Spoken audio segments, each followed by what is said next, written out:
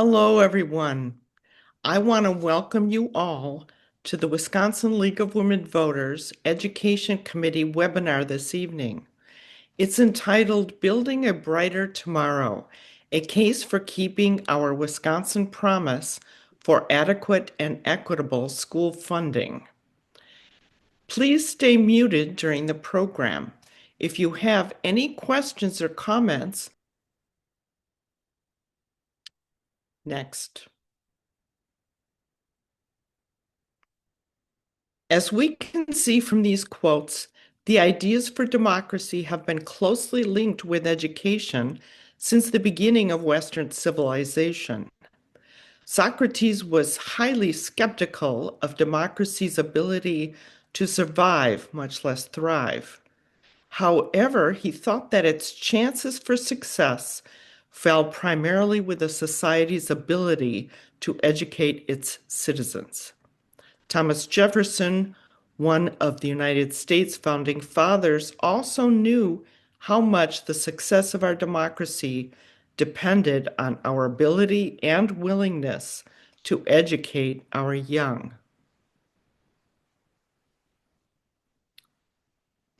For these reasons, the state of Wisconsin wrote into provide for, quote, the establishment of district schools which shall be nearly as uniform as is practicable.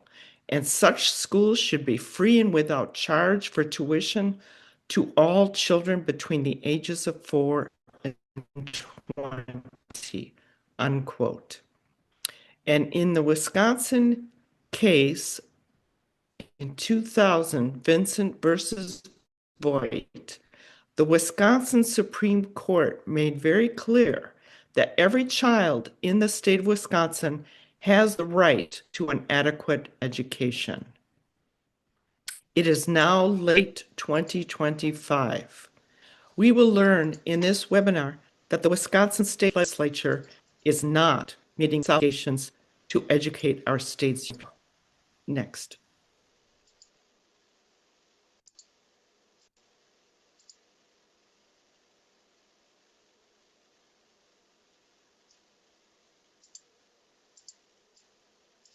My name is Susan Johnson, and I'm serving as moderator today. As you can see in this program agenda, we have a wonderful slate of speakers. You will have the opportunity to learn about the school funding formula in Wisconsin and how it came to be what it is today. We will see the ways this funding is now inadequate for all of our children and inequitable for many. Our Deputy Superintendent of the Wisconsin Department of Public Instruction will tell us how we can change this funding to meet the needs of all of our students. Finally, you will learn what actions you can take locally. We believe our discussion will be rich in local stories, and we will try to answer all of your questions.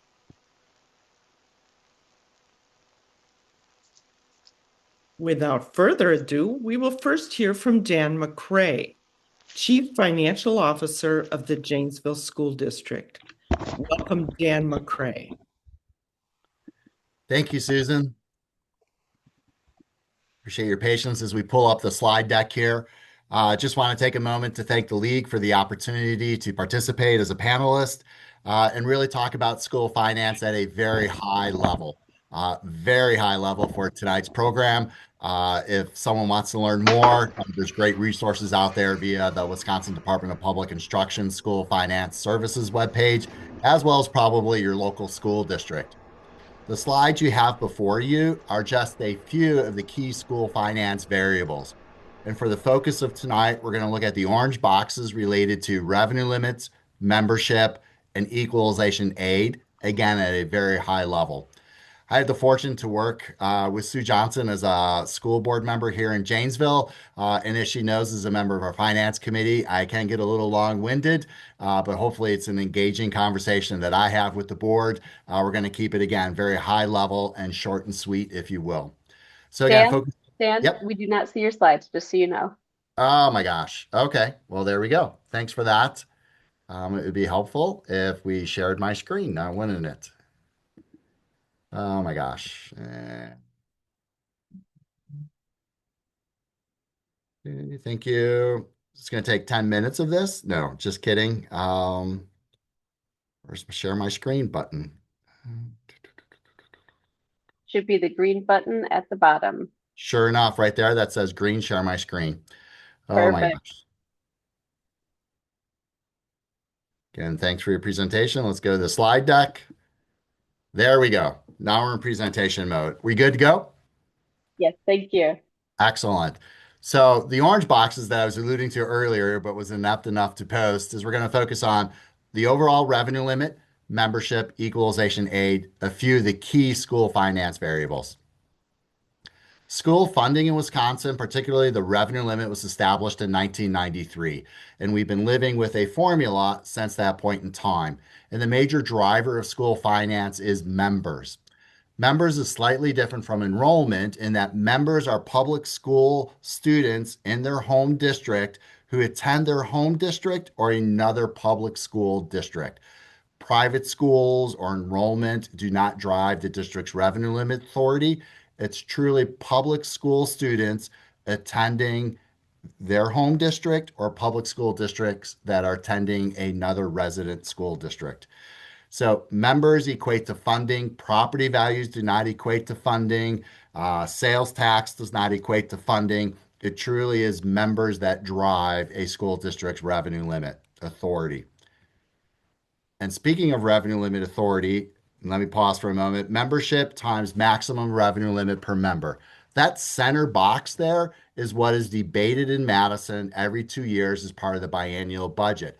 What is revenue limit authority per member? And then we get the total revenue limit. So essentially, it's membership. Sorry, I'm getting a little long here. Times a dollar value, which is determined in Madison, which then gives a district its total revenue limit authority. That total revenue limit authority is divided between the local tax levy and state equalization aid. Think of it, if you will, as kind of an Arnold Palmer. T is the state aid that districts receive, which is essentially property tax relief. And lemonade, if you will, is the local tax levy. And it's a mix, and it's a balance of getting that mix correct, which varies from school district to school district. Equalization aid, in short, and again, these are somewhat complex topics, you're getting a very high level view, is in Janesville, as an example, we are a highly aided school district, nearly two-thirds funding. Two-thirds funding, for those of you who are historians, goes back to 1993 and the promise that the state of Wisconsin would commit to school districts' revenue limit authority two-thirds in each district's model. That varies today from district to district. Here in Janesville, we're just fortunate to have that nearly two-thirds funding, which means a third comes from local property taxes.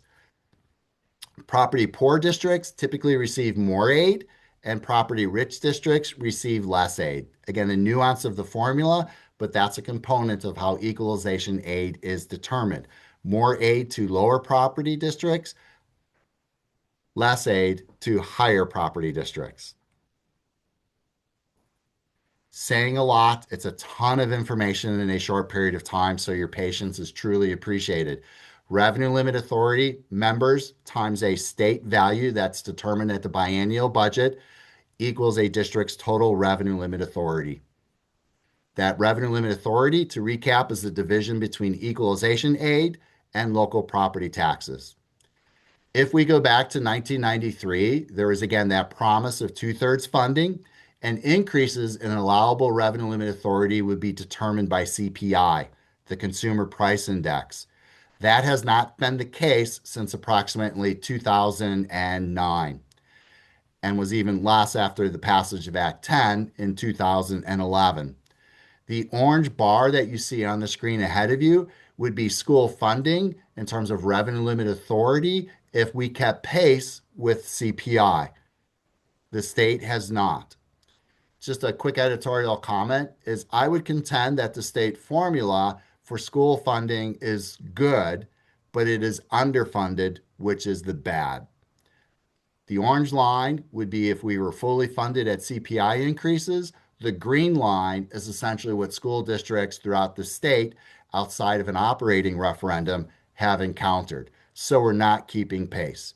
The data that you see there is specific to Janesville, particularly the 29 million if we kept pace. But essentially, statewide, it's an average reduction of approximately 3,200 per member that each school district is not receiving because the state is not keeping up with CPI or consumer price index inflationary increases related. This is why we see a ton of operating referendums throughout the state, a topic that will most likely be addressed in later presentations. So this is the gap that we are encountering. This is a slide we often share here in Janesville, and it's a slide that all 420 other school districts of the 421 can pretty much touch base on.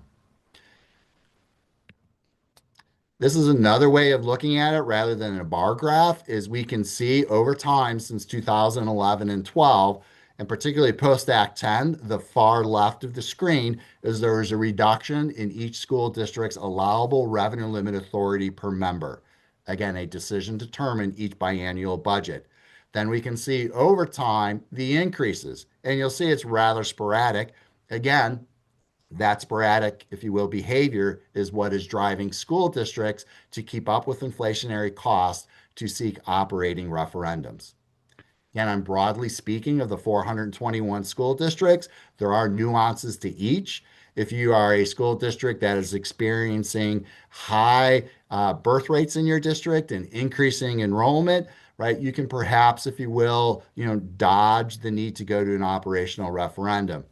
But and perhaps Mr. Thompson knows this, I should have prepared over the top of my head, a vast majority, and I'll leave it at that, of the 421 school districts operate with an operating referendum because of the constraints placed every biennial budget related to increases in revenue limit authority per member, which again is multiplied times membership to give a gross membership authority.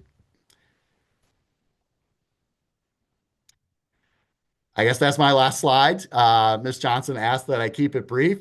Again, very high level. This is probably a good spot to end as we prepare for the next presenter. You will see that there are increases, but if we go back, not really at the pace, which I would say, as originally intended in 1993, the state committed to, but has not been delivering on in terms of allowable revenue limit authority per member. Real quick before we do pass it on, is sometimes I would say is people will say, are you reducing expenses?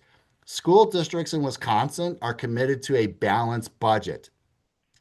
And here in Janesville, it's a balanced budget to where I'd say revenues and expenses need to balance and cancel one another out. If we're constraining our revenue, our expenses then are not growing. If they were, we'd have an unbalanced budget. And that's not here in Janesville going to be accepted by the board. So that's why I sometimes equate revenue to expenses because of that commitment to a balanced budget. I would contend because we're on an operating referendum, that is like the member of the community seeking assistance from the government. We then seek assistance from the local taxpayers to provide the level of services here in Janesville, and many districts are doing the same throughout the state of Wisconsin. Thank you for that, allowing me a very brief and fast overview of Wisconsin school finance and its origin of revenue limits since 1993. Thank you so much, Dan. We will now hear from Julie Underwood, who is the former UW-Madison Dean of the School of Education. Take it away, Julie. Thank you, Susan, and thanks, Dan, for that presentation. Let's see. There we go. So Dan said that he was going to make one editorial comment. I'm going to make lots of them, so please forgive me. And I'm going to build on what Dan had to say because he gave a great overview. One thing, though, for those of you who don't know school finance a lot, Dan was talking about revenue limits. I usually think about them as spending limits because that's what they are. A school district can't spend any more money than the revenue limit. And that's kind of like equating revenue and spending, right, Dan? It's kind of the same word because we can only spend what we have. So I'm going to add to what Dan said, and I'm going to focus on a couple things. One is that as Susan started, she brought us the state constitution, Article 10, Section 3, that says that the legislature is responsible for creating and maintaining a public school system. That's an obligation of the legislature. It isn't, we all think about local control, but it's the legislature's responsibility under our Constitution to provide for public education. We also have another clause in the Wisconsin Constitution that is a good government clause, that we have to have practices and further practices to build a good government. And as Susan also mentioned, that we can't have a good democracy, a good government, unless we have an educated citizenry. And we want everybody to be able to participate in an educated citizenry. And that's why we have public schools who admit all. So there are both of those clauses of the Wisconsin Constitution that we need to think about. So I also want people to think about how about students, because they're the focus. And I do want to underscore that our public schools educate the vast majority of students. And that 13% that are educated by private schools, 42% of those students are funded with a voucher. So the state is paying for those students as well. And we're not going to get into vouchers in this segment unless we have lots of time at the end, I guess. So as the state basically has underfunded our system. There are lots of ways you can look at it, but honestly, really starting in 2009, our state has continued to underfund our entire school district. I mean, they're actually, in my opinion, abandoning their constitutional obligation. They've given lots of tax credits, tax cuts, and money to private schools as they've continued to underfund or defund public schools. You can look at it here as a percentage of the general fund that the state spends. And currently, well, in 2003, you probably can't really see this, but in 2003, the state spent 43% of its funds on public education. And in 2024, that went down to 32%. And so you can see that high point is 43%. This graph only goes to 2020. It has continued to decline. But we can also look at this defunding in other ways. We have a decline in terms of a tax burden on individuals. If you just think about it, how much property tax levy is part of a percentage of personal income, we've declined over the years, as this graph shows. Or you can look at it another way. I need to move one thing on my screen so I can actually look at that. So just looking at the inflation, the nominal numbers versus real numbers, as Dan pointed out, we have continued to increase in dollars, but when you look at those numbers indexed for inflation, we actually have declined. That's that red line across there. And we all know that inflation is real, but that number has been declining. So statewide, we have a gap now of $3,380 per pupil. If you would have adjusted for inflation for all of these years, like we used to do in by statute, we've got this $3,300 gap. And if you multiply that times the over 800,000 students that we have in the public schools, that actually gets to be real money. I mean, that's a lot of spending. Even in a school district, if you think about every child, you're short $3,300 on the average. That really hampers what you can do. You can think about our underfunding in another way. You can think about in 2002, we were 11th above the national average, and now we're 25th in terms of per pupil spending. And I also want to point out here that in terms of rural districts, and most of our districts are rural districts, we are now 39th in the nation in terms of per pupil spending for rural districts. Here's kind of a timeline of how all of this happened. And it's just gotten worse and worse cumulatively. If you think about this, there are the students who are graduating now have been underfunded or have had continual cuts through their entire educational career.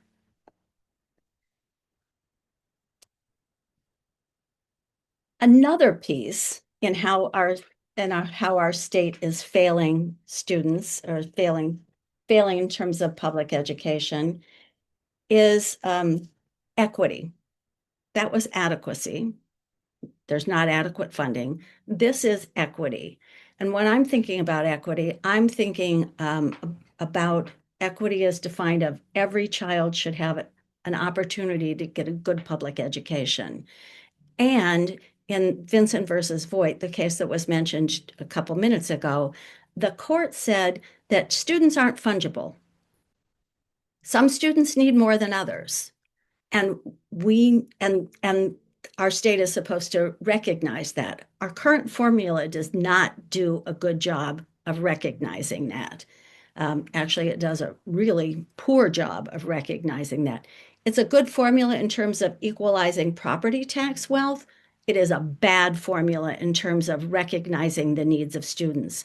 Funding isn't directed to the needs of students. And we have students who are high needs. If you can see here, we've got students who experience poverty, have disabilities, or who are English language learners. All of these students need additional funds to provide additional services for them so they can have an equal opportunity. And those districts where there's concentrated poverty in their community have even a harder job doing educating students and need additional funding. These are vulnerable children. Those are the children who need the most, and they need the most help, and those districts need the most help. And that's not what's happening now.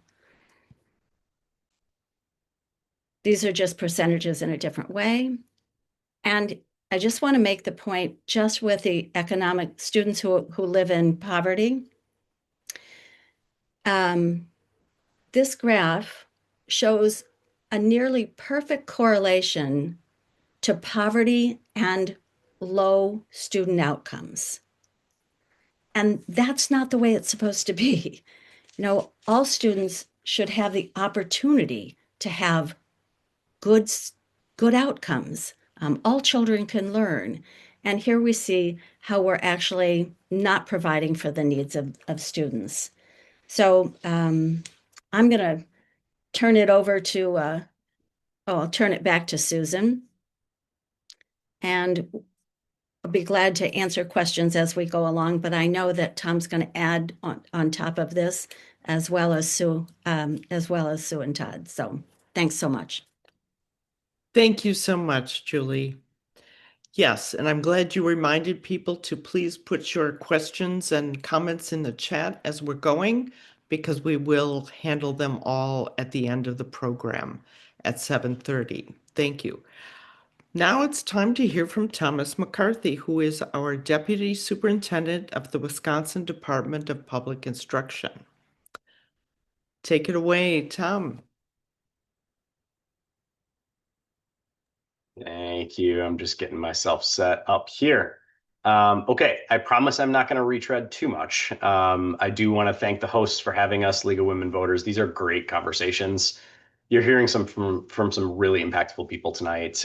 Dan, somebody who's a practitioner in the world that we're talking about, explaining how this feels sitting in a school district seat. Julie being one of the foremost national experts in school funding litigation law and policy. And me being a schlub who is going to tell you the data and things that I see at a statewide level that I think are important, and hopefully doing so in a little bit of a different style to help you catch some of these concepts.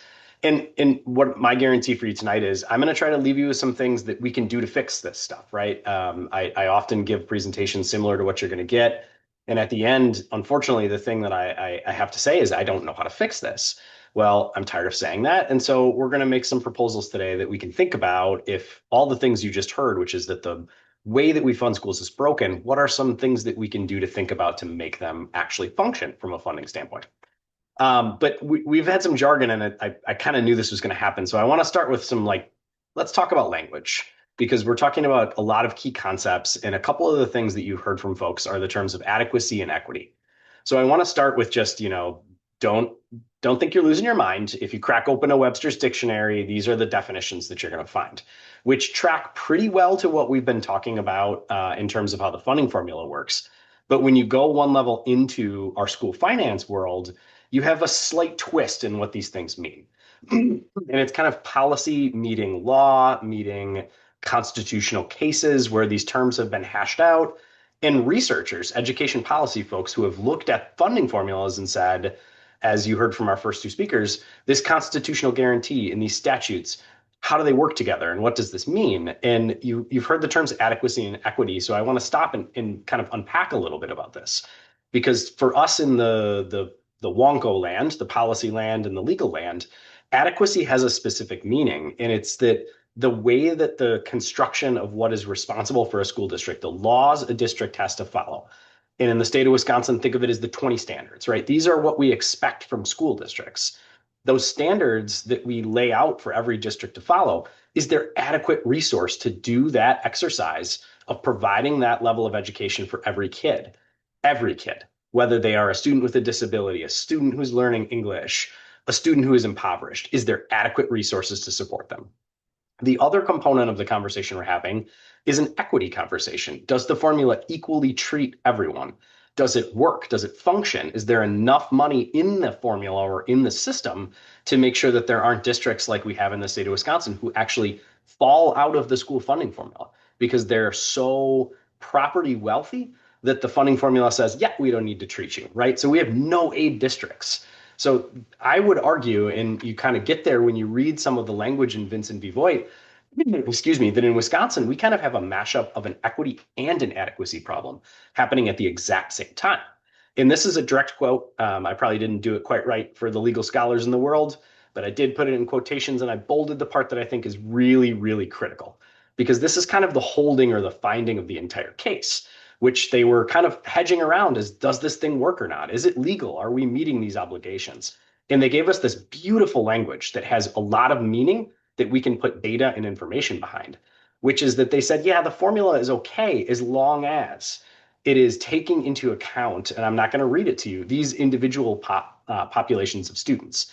And the equity conversation kicks back in here in the end, as long as the legislature is providing significant resources or sufficient resources to do this.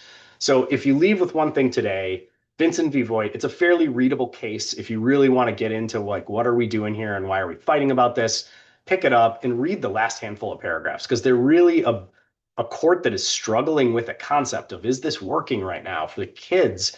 And then, we're going to talk about where we are now, because surprise, surprise, as you've heard from our first two speakers, not much has changed since 1993. We're still doing things largely the same. But, in 1993, I didn't have one of these. We didn't have Zoom calls. We didn't have a lot of things that we have now. So the world has changed and demographics have changed. And we're going to kind of get into that a little bit here. So when you think about those three categories that Voigt decision has and highlights, special education, English language learners, and students experiencing poverty, let's unpack and do some data to just think about where we are. So when Vincent v. Voigt was being debated and had a holding and deciding, 1999, 2000, the case was in 2000.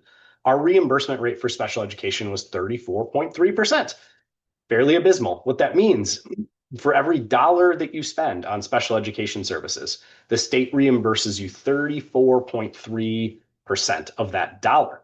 The rest of that money gets broken apart across general school operations.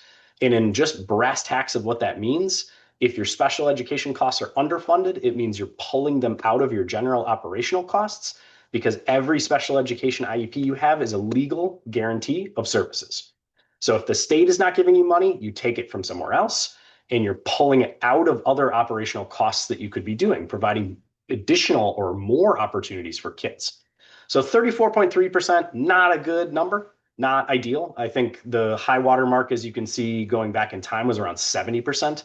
There was actually even at one time a statutory target or an idea of providing at that 70% in special education. You can see in this graph, we've never done a great job of meeting it. Now in the 25-26 school year, that should see 26, not 25-25, we're estimating somewhere between 35 and 39%. And we're doing that because we just got a fairly significant infusion in special ed for the first time in a very long period of time. So what do I want to say about this? If you think about that graph, what you notice is that we've been on a constant decline. We've had a couple of bumps where we did get some resources, but the problem and the challenge that we have around special education is it's not very predictable, because it waits for a biennial budget to figure out what are we going to get and how are we going to operationalize our schools. We'll talk about referenda in a minute because that has an impact on referenda. But the solution that I would posit for you today in order to fix the challenge of funding students who are experiencing a disability is not to use a one-time infusion, but instead to think about this as a permanent, some sufficient goal as a percentage so that districts can budget around what they need and have a known outcome and set a trajectory over multiple different years instead of chasing a reimbursement target that we never meet. There's a different way. I believe personally that this is a smarter way of approaching special education funding. Let's talk a little bit about students experiencing poverty. This map should start moving in just a second here. It is a show of where student poverty has changed in the state of Wisconsin. As the districts get a darker shade of purple, that means their poverty is increasing. As they get lighter, that means their poverty is decreasing. Surprise, surprise, not many districts are seeing that are decreasing the number of poverty. This graph starts right around the Great Recession, that 2007-8 number. I believe, in studying a lot of this data over time, that there was a significant underreporting of poverty before the Great Recession. When people found themselves in an economic bind, they were a little bit more willing to say, I'll take a reduced price lunch. I'll take a free lunch. This is something that'll help me. So I think there's some masking of poverty in the state of Wisconsin in this, but what you'll notice to what our first couple of speakers were speaking to is that Wisconsin is a very rural state. Most of our 421 districts are rural, and most of the increase in poverty is happening in our rural areas. I'm gonna keep cooking. So you've seen this graph in a couple of different formats. This is our school and district report cards, which actually are attempting to account for poverty in the mechanics of how they're calculated. Also plotted, poverty means that you're going to have a harder educational challenge on your hands. And what does the state do about it? I don't know. This is my funny GIF for you, right? The state does not have a mechanism for offsetting the challenges that poverty brings to a school district. They never really have. The SAGE program, or the Small Class Size Guarantee program, it was probably the first and only attempt to do something about this. It has now been morphed into what we call the Achievement Gap Reduction Program, which is largely just a sort of built-in, baked-in cost for districts who received Achievement Gap money or SAGE money in the 2007-9 school year. So it's just stuck in their base budget. It's not really doing anything to actually counter and factor. It's a makeup cost for a lack of funding, in other words. So what can we do about this? Perfection isn't the goal here. There have been a lot of different proposals about how to account for some sort of policy and funding apparatus to help districts with poverty. The challenge is it's never gotten across the finish line. You can weight student numbers. You can create new categorical aids. You can do both of them at the same time. You can do something I've never even thought of before, but something has to be done because we know it has an impact on educating kids. Last and certainly not least, English language learners. We have what's called bilingual bicultural education aid, When the Vincent v. Voigt case was decided, the reimbursement rate for that program was at 19.9%. The number of kids who qualified for bilingual bicultural was probably in the thousands, low thousands. Fast forward to where we are now, we're reimbursing at about 8% on this particular program. It's twofold pressure that's happening. The number of kids that qualify for the program has gone up. The costs have gone up. The state funding has remained largely unchanged and flat. The challenge that presents is that the program, Bilingual Bicultural Aid Program, has policy requirements on districts who qualify. So what we know from the Department of Public Instruction, looking at multiple different data sources, is that districts have gotten, I don't know, call it savvy, in not taking or touching these programs because they know that the funding rate is so abysmal they can't meet the policy goals. So even this 9.2% is probably an over-reporting of how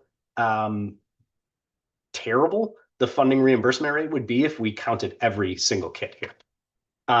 This is a distribution of the districts in the state of Wisconsin. The neat thing about this map that I like to tell people, stare at it till your eyes go blind. You're not going to find any sort of correlation outside of industry. So businesses, we know businesses that employ a lot of low skill and low paid labor have changed the demographics of their school districts.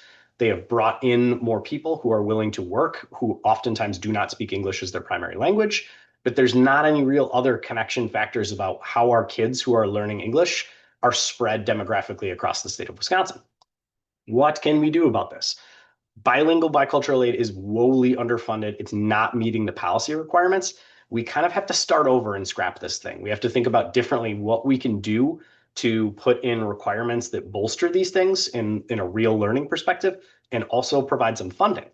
And those are kind of the three tests of Vincent v. Voigt when you think about it. But I'm going to throw another one at you here, which is revenue limits, how we are governing spending. And as Julie very well put it, it's not really a revenue limit, it's a spending limit.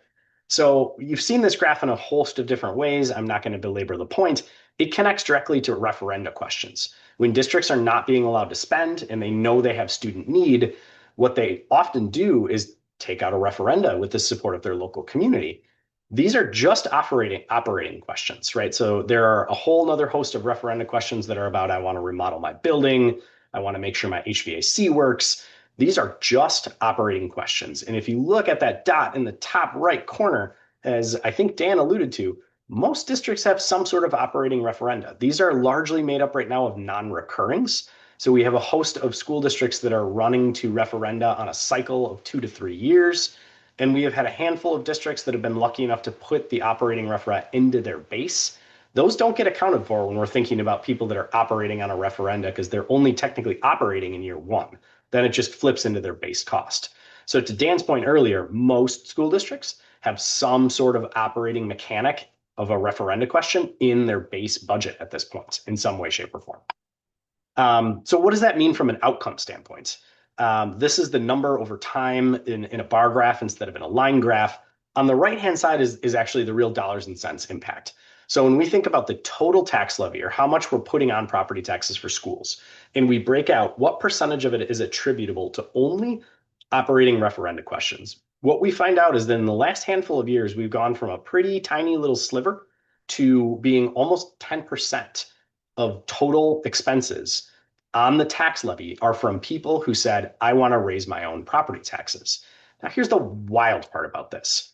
That has a redistribution effect, right? So if I can pass a referenda in my district, my community, and it increases how much I can spend, and let's say I'm lucky like Dan and have a good reimbursement rate from the state in terms of equalized aid, and my friend down the street has a rough reimbursement rate and they can't pass a referenda, money is going to Dan's district that otherwise would have gone to the other district. So we're redistributing aid across the state in a way that the funding formula never expected at this magnitude.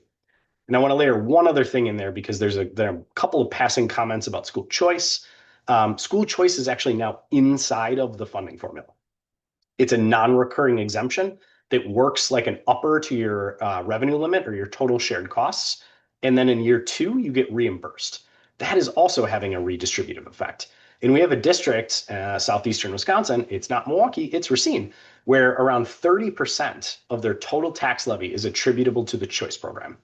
So if you want to think about what the future holds for us, the future holds massive redistribution. It holds individual challenges that our court have said, you got to solve this, otherwise your formula isn't set up correctly. And we need some real solutions in the coming years, or we're really going to find ourselves breaking key components of the formula. And even the things that we've relied on that currently still kind of work, the ability to equalize a property tax base behind every kid, are going to start failing at catastrophic levels. And it's going to mean that school districts, leaders like Todd Tim, who you're going to hear from, are not going to be able to meet their legal objectives because they won't have the adequate resources to do that. And I don't think any of us want to think about an administrator of a school having to make trade-offs about what's required of him because he doesn't have funding to be able to get it done. That is the definition of a failed system. My pitch for you on revenue limits, I think they need to be recalibrated. They were set in 1993, 94. I'll make one more funny joke. If you go back and read the historical documents of revenue limits and why they went into place, it's because districts were buying computers. I'm not kidding. And the total base in areas where they could buy computers was going up disproportionately next to the districts that couldn't buy computers. And the compromise was, let's pause it for 1 year. That first biennial budget, revenue limits were only supposed to be a 1-year exercise. And they were so wildly popular because they controlled the property tax fluctuations that were happening that the legislature came back in the next budget and said, this is sweet, they're good forever. But they had the foresight to give you at least an inflationary increase, which we do not have now. So I think the whole system has to be recalibrated in a way that takes into account not just the local conditions and demographics, but also the student needs, because that's why we're here. We're here to educate kids. And if the system is fighting the ability to educate kids, the system needs to be changed. I talked really fast, and I think that's it for me, friends. Thank you so much, Thomas. Yes, you did speak very quickly. But that means we will have plenty of time for all of everyone's questions and comments. So that's fine too. No worries about that.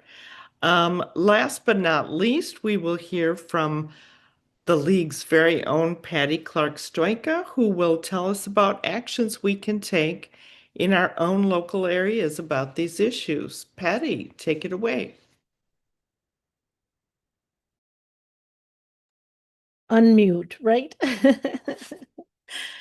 Thank you for giving me this great opportunity to communicate with all of you on actions you can take to advocate for public education.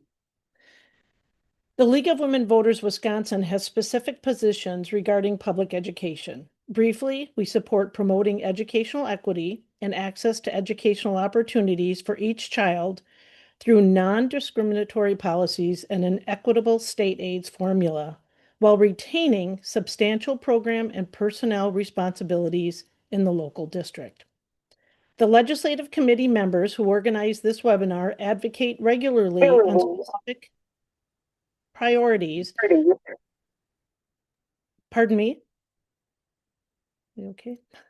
The legislative committee members who organize this webinar advocate regularly on specific priorities identified in the league positions. Most importantly, we advocate for proper public school funding and a system of school choice within the public school system that does not include any tax dollars given to private or religious schools.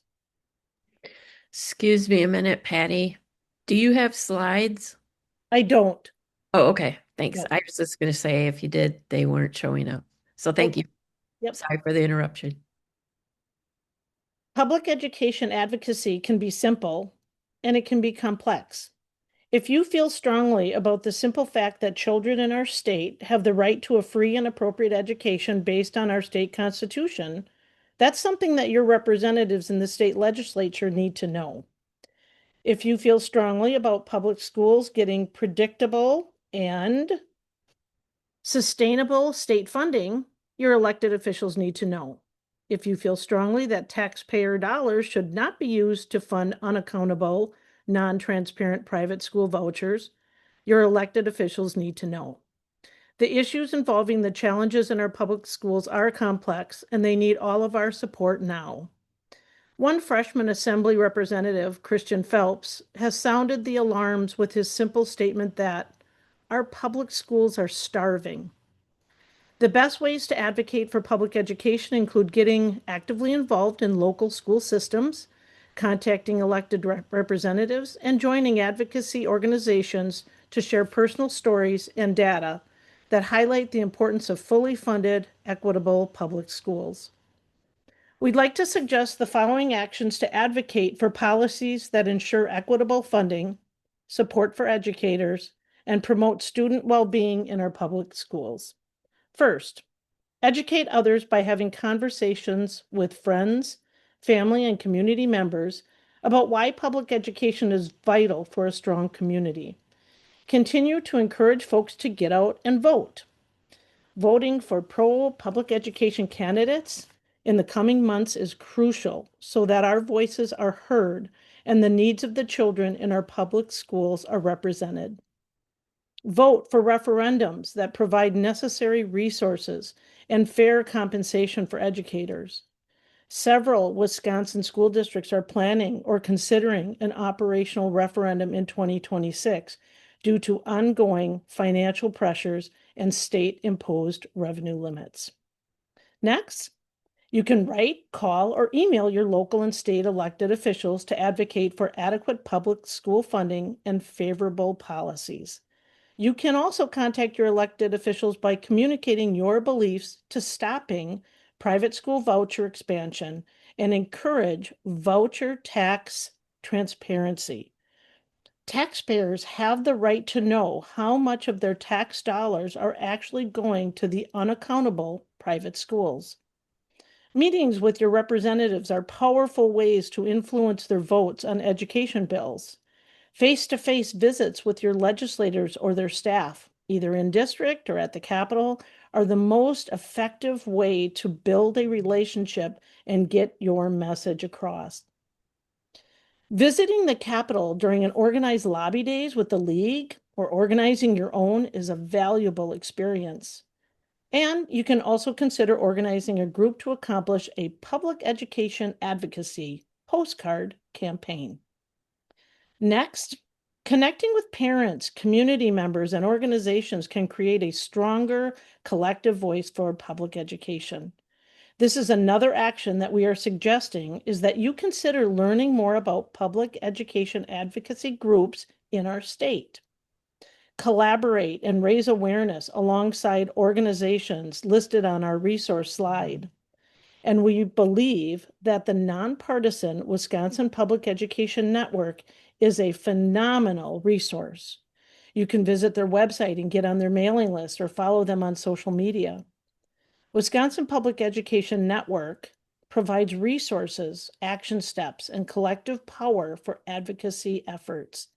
Building coalition partners with diverse groups and local businesses can strengthen your collective voice and support for public education.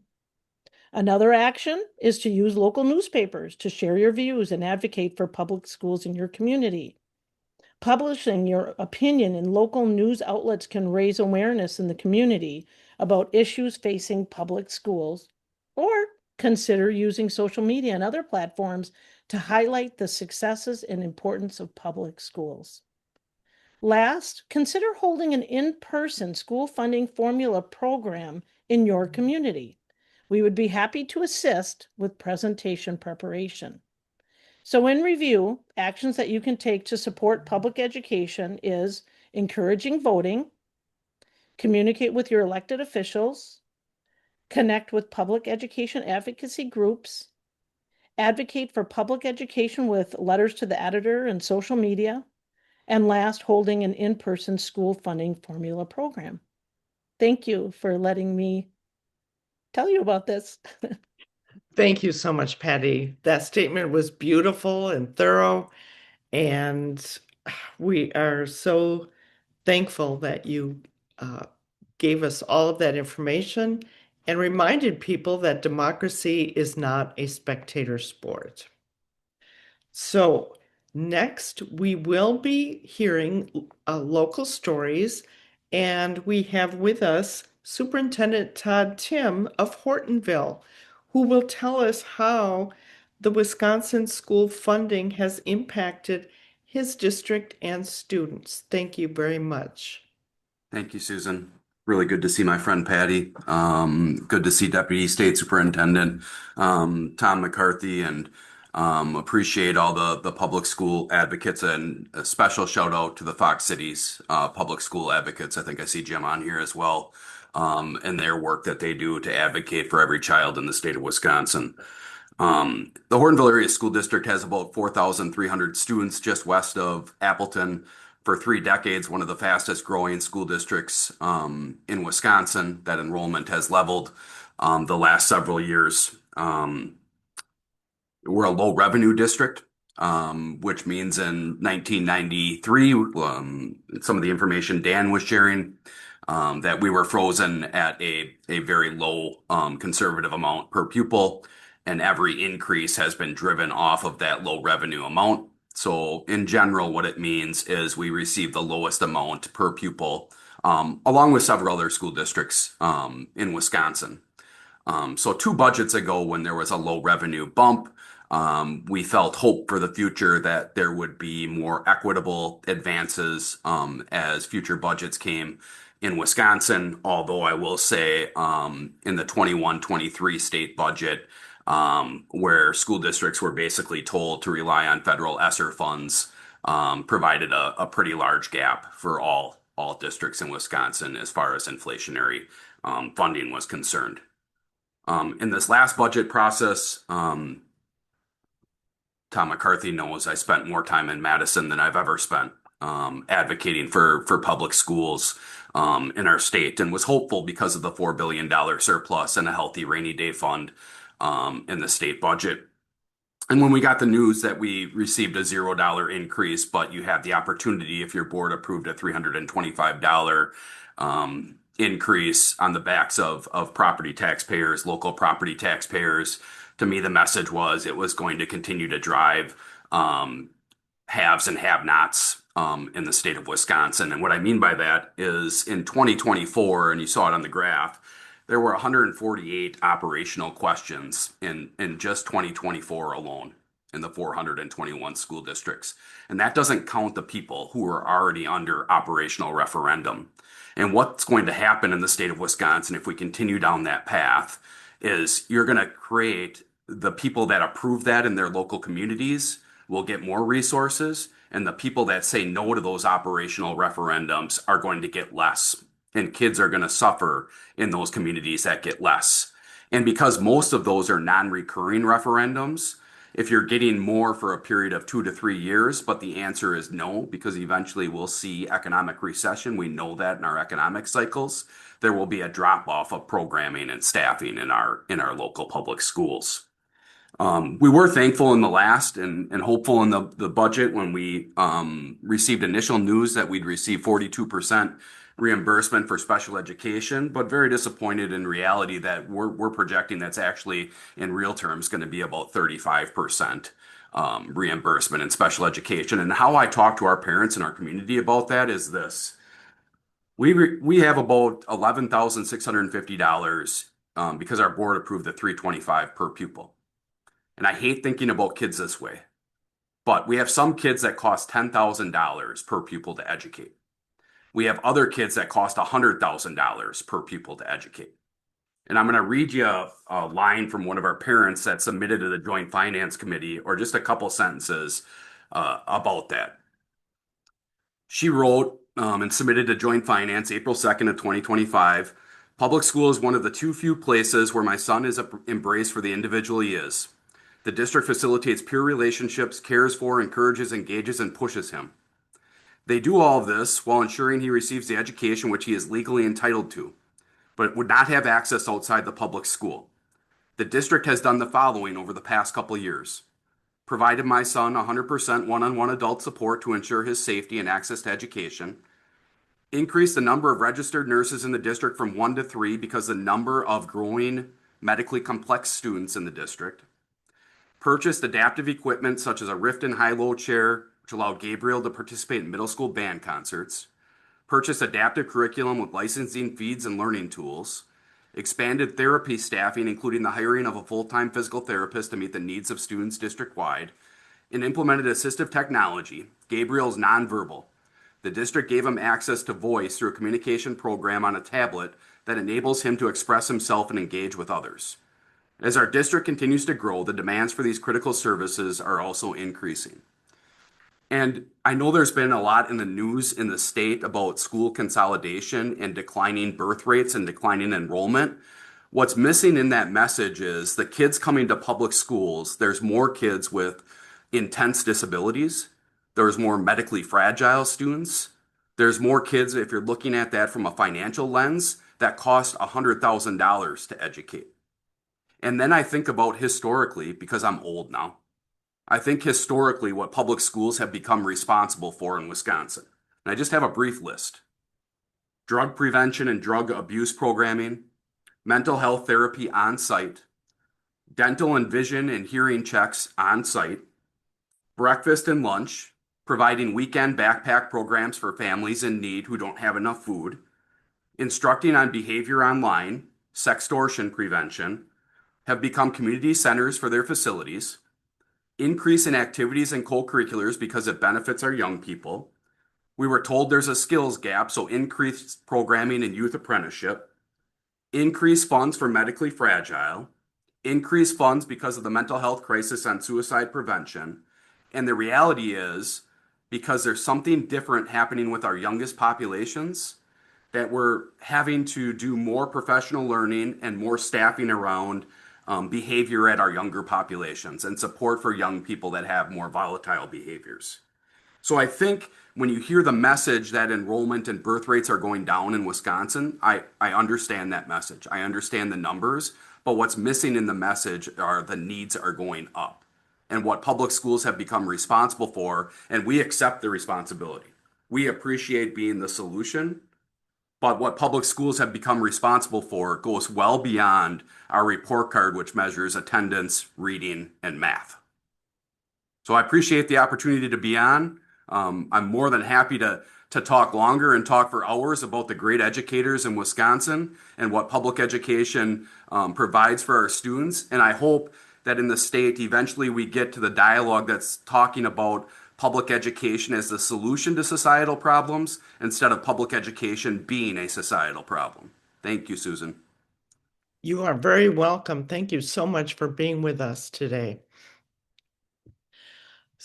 So now we will hear from Sue today, who is a school board member at Sevastopol School District. Sue, what's going on there in Sevastopol? Thank you, Susan, for this opportunity. I appreciate the time to share our story. If you don't know, Sevastopol is located in Door County, up there on the thumb, about halfway up. And we are a district that does not receive any equalization aid. In other words, our taxpayers are really spending almost all of the money that we use to educate our students. And it's because we are a property-rich district. We have beautiful property on the lake and on the bay. It is very valuable. We have small businesses, we have agriculture, we have tourism. But you can't pay the taxes with the farm or with the small business or with your tourist business. So we are really asking our taxpayers to provide a lot of resources for our district when they are income poor because they work in the service industries, in agriculture, and in tourism. They don't always work 12 months out of the year, and they don't always have benefits. So it is a burden, and we do have to go to referenda regularly for operational. We have also in the past gone for a building referenda because we had a school that was 100 years old and we needed to replace it and update. We have a significant special education problem, which means that we have to move a lot of our resources from the general fund to special education. We love our special education students. We have a fantastic program for them. In fact, we attract students from other areas to come because of the success that we do have. We have kids with these high needs, and we meet them very well. But again, this provides a significant financial input for our budget. We also have English language learners.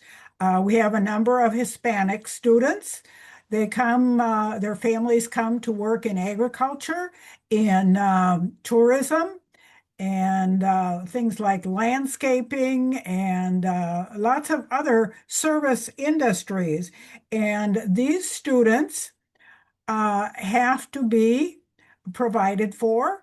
And there is a significant amount of needs that they have, which we are happy to provide. But again, there is a cost. We have students who open enroll because we do a great job.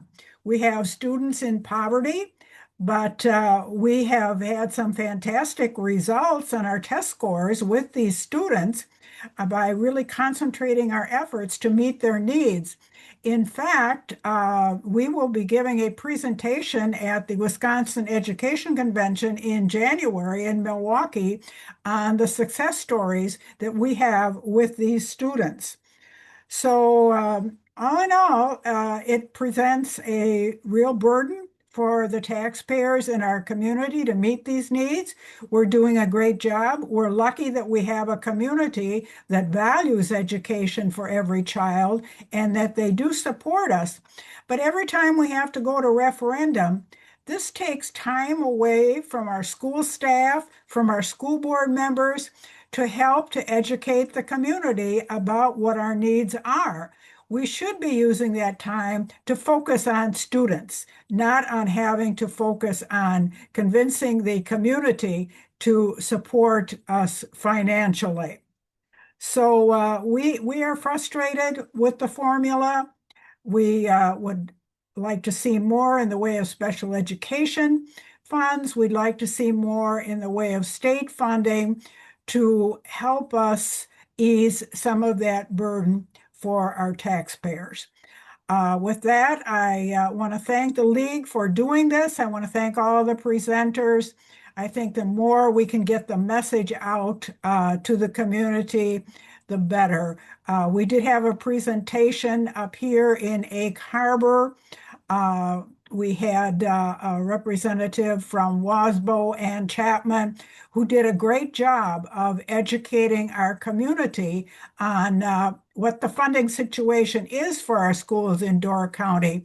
And it was interesting after I left the presentation to hear some of the comments. And most of the people who attended, I would say, had no real tie to the school district. They were people who were retired in the community. We have a lot of retired people here. And they were saying, well, I didn't know that's the way schools were funded. I didn't know all that money was going to voucher schools. Now I understand why we are not getting more funding. So the more we can educate people, the better. Thank you very much. Thank you very much, Sue, for telling your local story. And before I introduce Lori Asbury to you, who is going to moderate our chat, I do want to give a big thank you to all of our presenters. They were exceptional, and I know you have many questions of them. Also, if you have any local story you would like to share, please do so in this discussion. We want to continue with the local stories as we also answer all of your questions.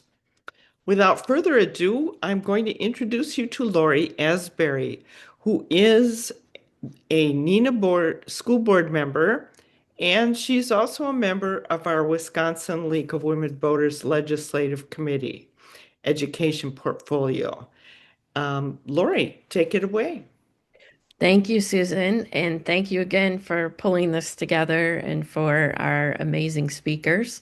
I've been collecting the questions in the chat, and so please keep sending your questions into the chat, and we'll work through those.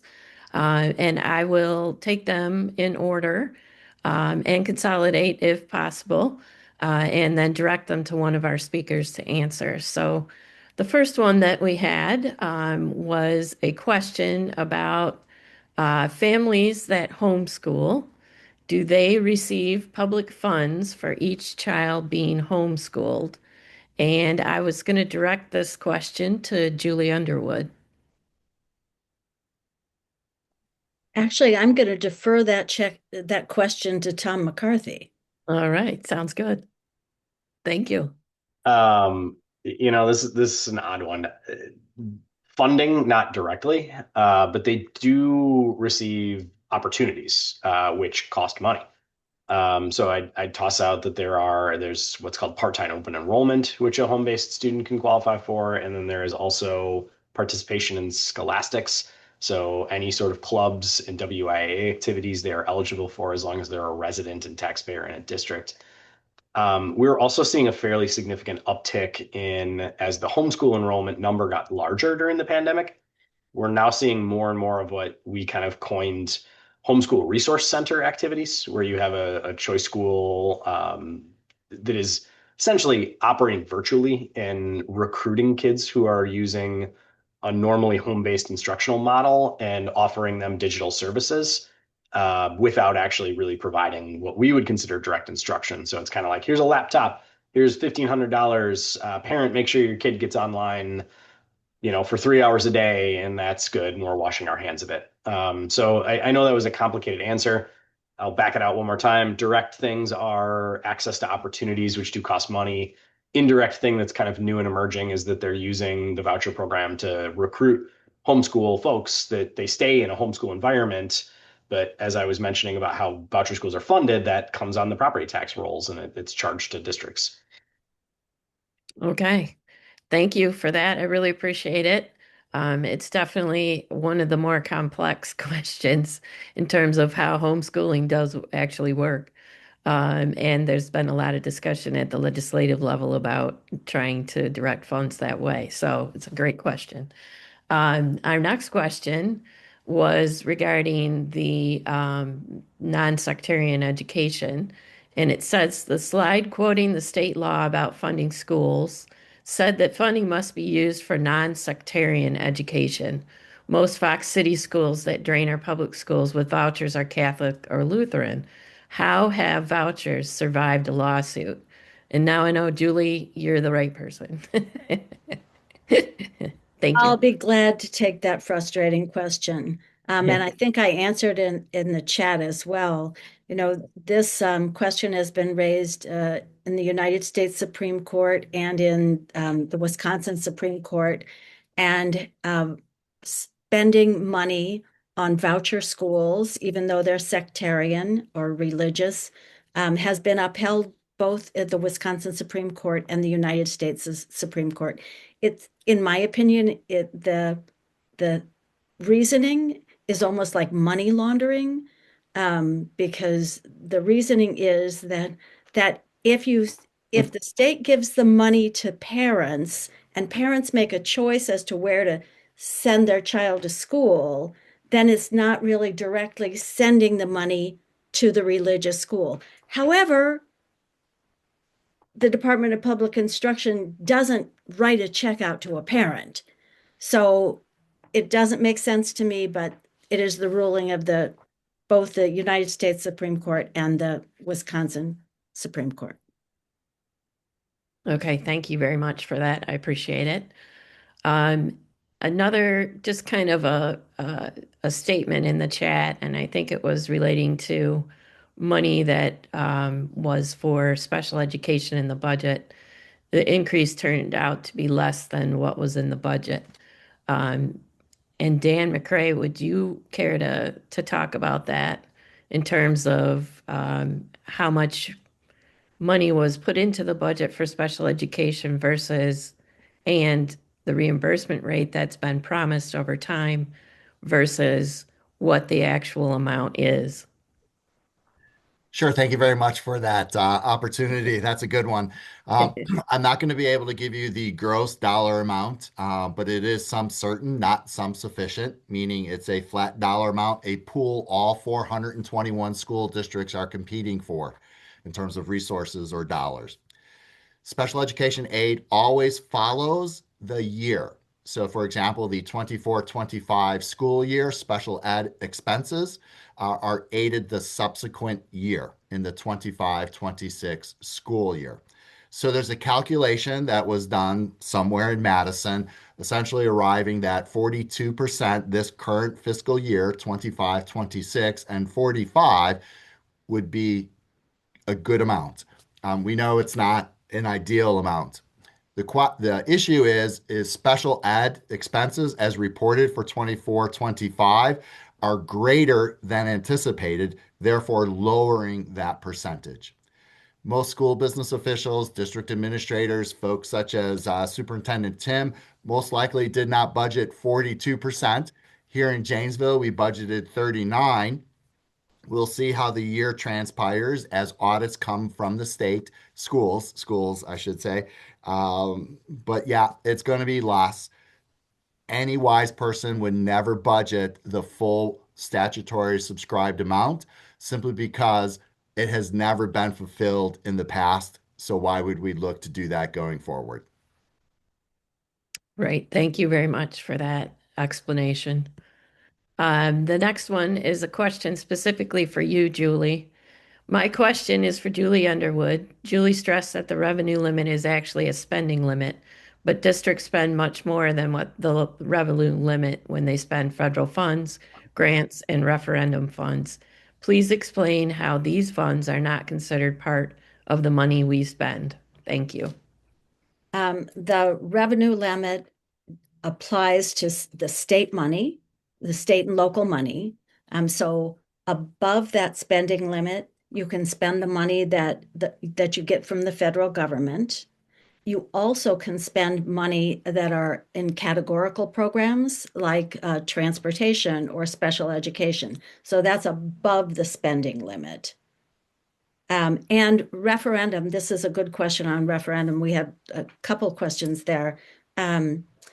When you have an operating referendum, what you're asking your community to do is actually increase your spending limit. So of course that money is spendable because you've increased the spending limit for the amount of time that your referendum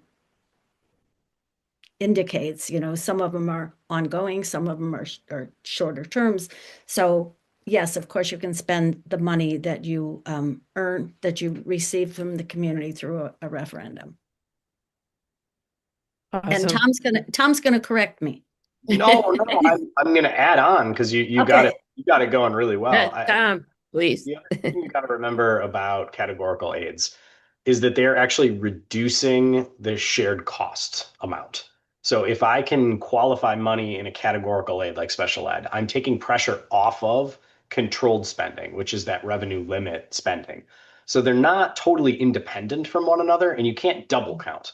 So if I'm identified for Title I, I'm doing Title I work as required by that federal law. I can't dip that Title I money back into the shared cost formula and say, hey, state, give me money too. So they are really explicit separate costs. It's also really important to remember that when a district takes on some of those responsibilities, whether they're in state and federal law, they're required to share through what's called equitable participation with kids who don't go to the public school. So it's really not fair to be like, oh, Todd, Tim, you get all this Title I dollars. We got to add that to the total expense of your district. You bus kids to private schools because you're statutorily required to. That's a cost that you would consider as above the revenue limit, but it's going to your public, your non-public school students. So funding gets really tricky. But I think going back to the thing that made me jump up and raise my hand is that those categorical aids take pressure off of the controlled revenues that are in revenue limits. So they really it looks cool to stack them and do the Arnold Palmer thing Dan was talking about, but they actually don't stack. They separate out in different ways that impact how the funding formula works. Awesome. Thank you. Thank you for that. Next question, we actually had two thoughts about the Blue Ribbon Commission. So I'm going to direct these to you, Tom. The Blue Ribbon Commission included student weighting. Can we bring back those recommendations? And the second thought was, I understand that the Blue Ribbon Commission was bipartisan. Why have the recommendations been shelved, or in this case, not used? Second question I cannot answer for you. But I think in my time of doing school policy work, every single biennial budget that's come from Tony through Carolyn and Jill have included some sort of mechanism of waiting for poverty. And when I said perfection shouldn't be the enemy of good, that's why I say that, because we've tossed out just about every creative solution we can think of to get a mechanism to wait for poverty because it matters that much in education. We maybe as an education global community have to just get better at saying this is critical and who cares how it's going to work. Just find a way to put it into the formula somewhere because it's essential to what we do. Yeah, thank you. Lori, can I answer the Blue Ribbon Commission just with my opinion? Absolutely, please.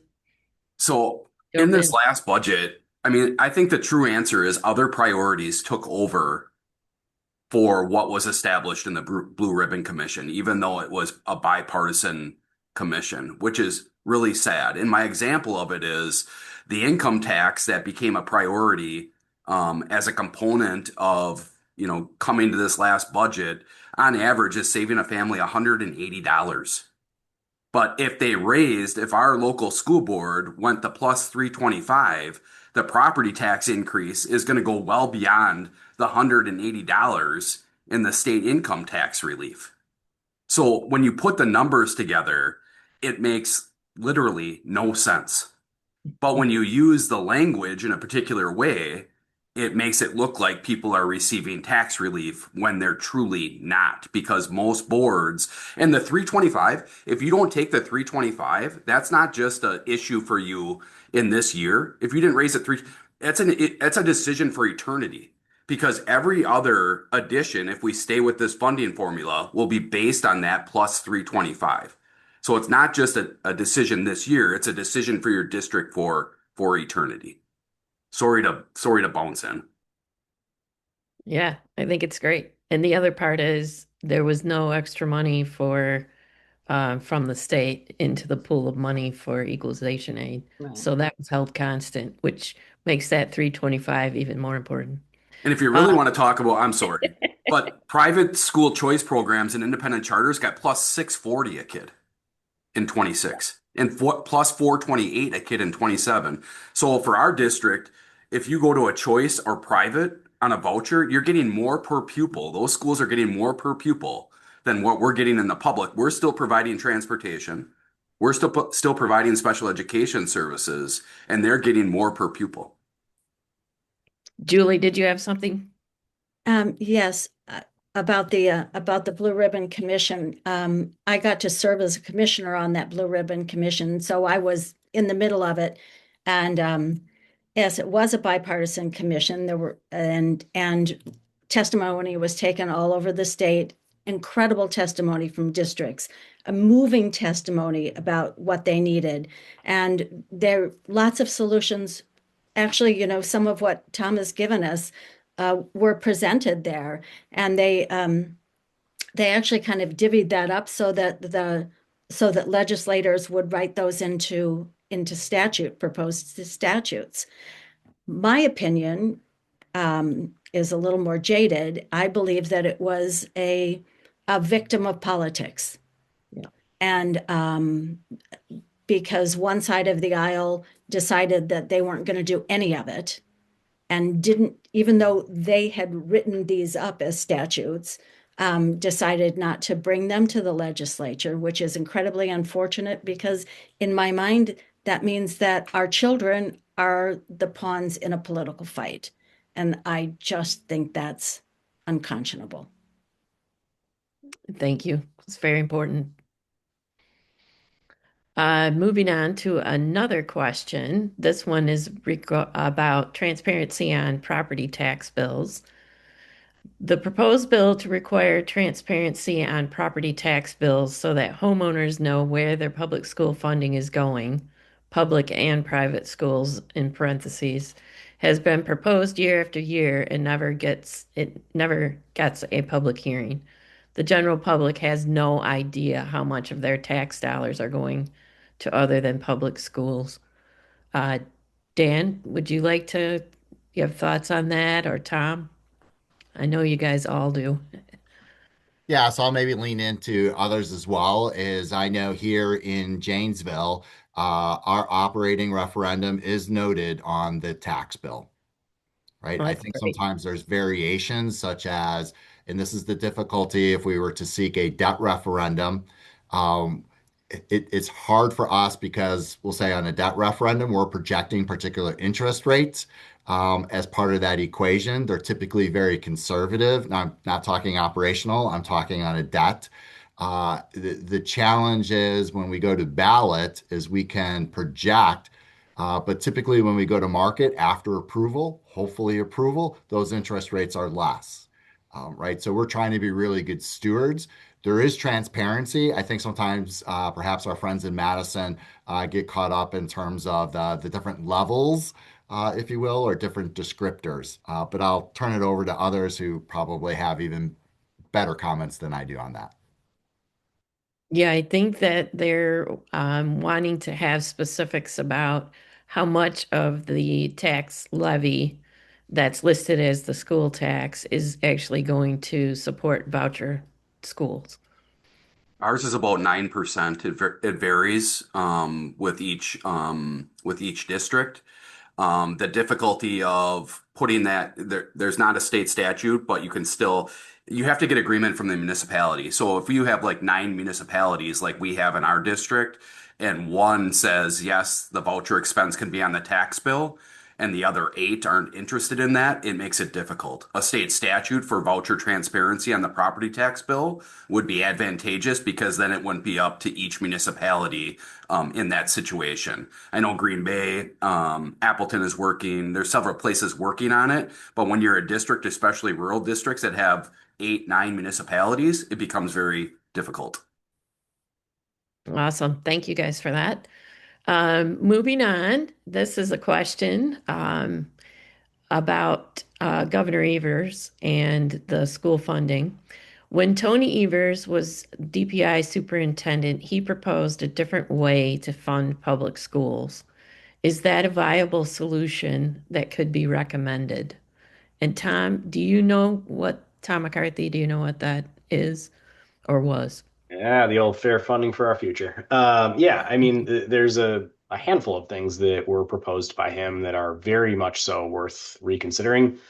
A lot of mechanical things that sound really nerdy, but in essence, what you're doing is you're stopping some of the property tax funding mechanisms that are called school monies, and you're dumping them into the aid formula, and then you're adjusting the aid formula to create a base per kid that every district would get so that you wouldn't have no aid districts.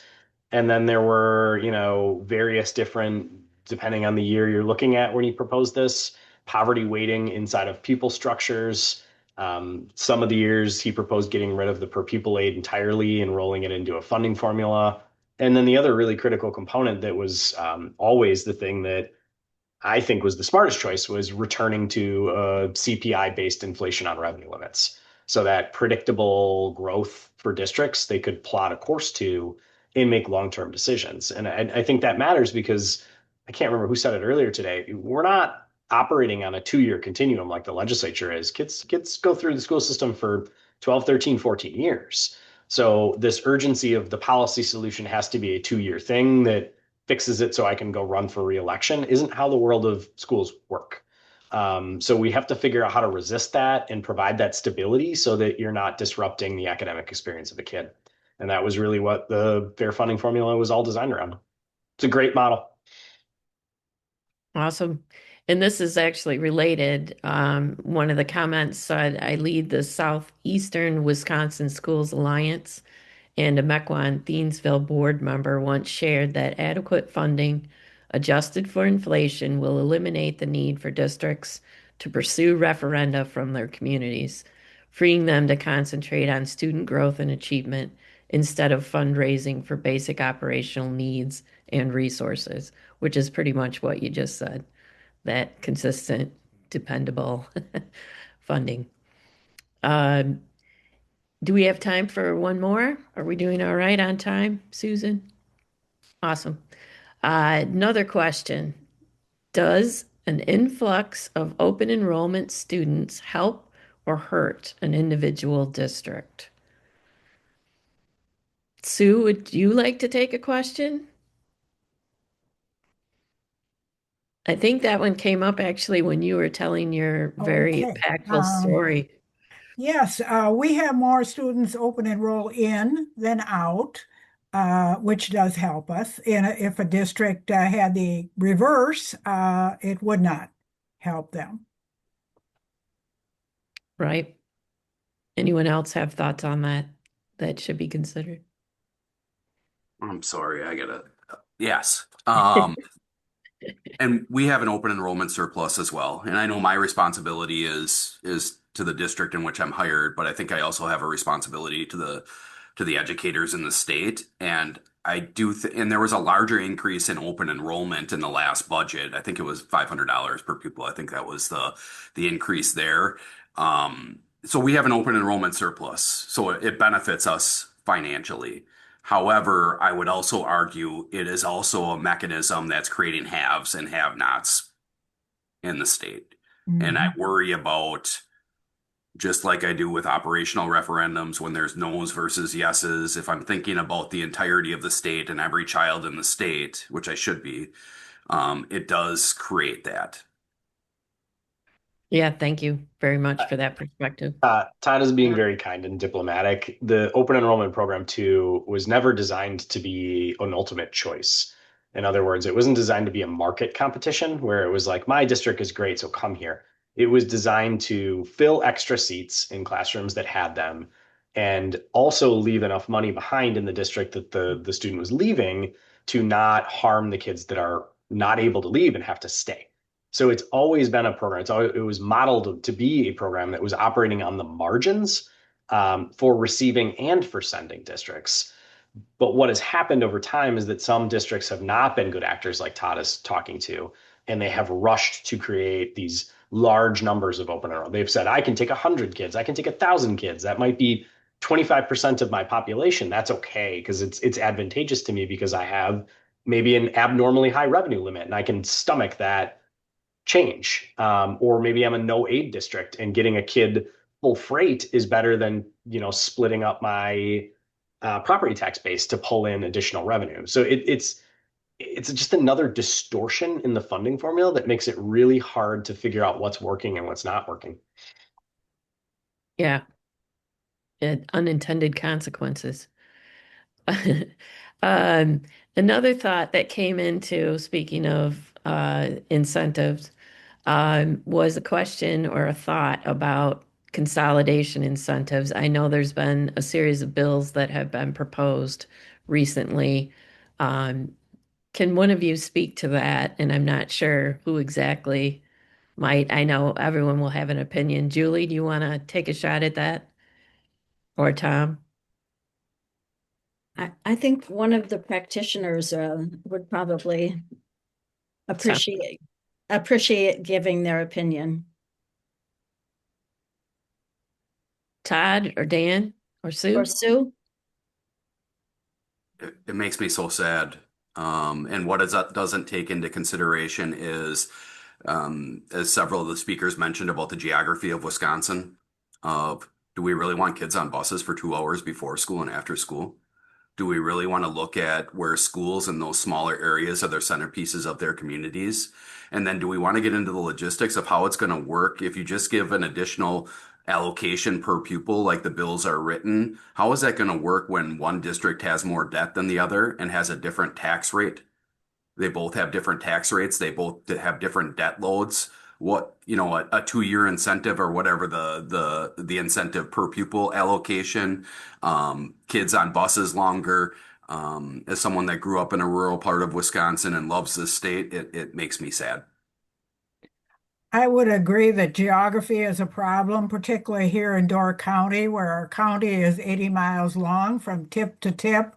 And if we were to look at consolidating, we would have kids on buses for an hour and a half to get to school and to get home at night. And it just wouldn't be feasible. I would just say it's probably similar to larger districts that are looking, or perhaps even smaller districts when you close a school, right? Is truly impactful to the community, to that neighborhood where that school is being closed. I'm not saying that that isn't a decision that shouldn't be made. It's a very difficult decision, right? And to coin the phrase, is the juice worth the squeeze? It is not creating millions and millions and tens and hundreds of millions of dollars of efficiencies. It's truly impactful to the community. And to Todd's point, students are on the bus, parents, and again, that strong sense of community. Yeah. I Thank just you. want to add one cherry on top of that Sunday. I think if you're going to be talking about consolidation, you have to have some sort of goal for increased educational opportunities and some sort of goal for how you're going to make a sustainable funding picture for districts that consolidate. And to the comments that you've just heard, I think most people picture a rural district when they think about consolidation. The places that are actually ripe for consolidation, sorry, Kathy, are in SWSA's landscape where you have K-8 districts that are, 5 square miles and have 110 kids in a district. So we have to break this notion that like the consolidation is a rural issue. Where are you going to consolidate to? And to all the points you just heard, how is that going to function and not put kids on buses for hours and not really change the funding landscape? Right. Well, Thank thank you you. very much. Thank you all very much. We have reached the end of our program, unfortunately. I know there are many more questions to be answered and more comments to be heard. However, we want to thank you all for attending this program. And of course, the recording will be available on the Wisconsin League of Women Voters website, which is listed right there. And of course, all webinar registrants will receive the link to this recording as well. Now, if you have not had your questions answered and you would like to still do that, or you would like more understanding about what to do in your area, please email me at susan.johnson072@gmail.com, and I will be happy to send your questions and comments to the correct person. I just thank you all. We have additional resources listed on our slide deck, so please refer to them. And I just want to thank everyone for attending and all of our wonderful speakers and our local story tellers. Thank you. Thank you so much. Thank you all for your support of public education.